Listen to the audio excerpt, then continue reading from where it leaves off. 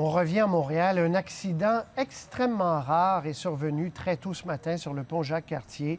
Une collision entre deux cyclistes. L'un est mort, l'autre a été grièvement blessé. Je rejoins Jacques Bissonnette. Jacques, qu'est-ce qui s'est passé? Écoutez, on connaît très peu de choses sur les circonstances exactes de l'accident. La Sûreté du Québec, qui est responsable de la sécurité ici sur le pont, se borne à dire qu'il s'agit d'une collision entre deux cyclistes un peu avant 4 heures du matin qui a fait un mort. Donc, il s'agit de Christian Daguenot, 55 ans, de Montréal, et un blessé grave, une jeune femme de 24 ans de Longueuil. Maintenant, les policiers confirment également que les deux cyclistes ne portaient pas de casque. On a aussi appris que les bandes vidéo, donc des caméras de surveillance du pont, ont été saisies par la Sûreté du Québec et analysées aujourd'hui.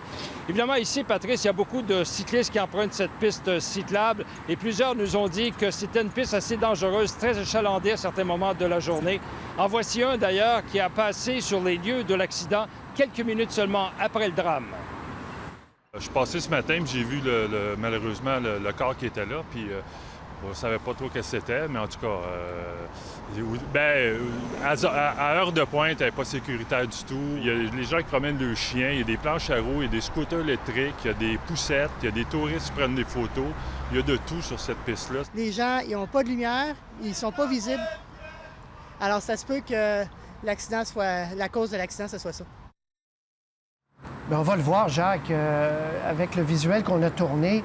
C'est une piste cyclable quand même assez étroite. Et si on ne voit pas bien, il y a de la brume, c'est l'aube, ça peut expliquer donc ce qui est arrivé. Oui, tout à fait. Écoutez, mais c'est une piste cyclable, cependant, Patrice, qui est réglementaire, qui a 2 mètres de large, donc ça va. Mais il y a des courbes et les gens vont vite. Maintenant, à propos de l'assurance automobile, c'est important de le signaler, Patrice, parce que il n'y aura pas d'indemnisation. Pourquoi? Parce qu'il n'y a pas de véhicule moteur, il n'y a pas d'auto d'impliqué dans l'accident. C'est un accident de la route, mais ils ne seront pas indemnisés. D'ailleurs, cette situation-là est dénoncée par l'organisme Vélo Québec, comme nous le précise sa présidente.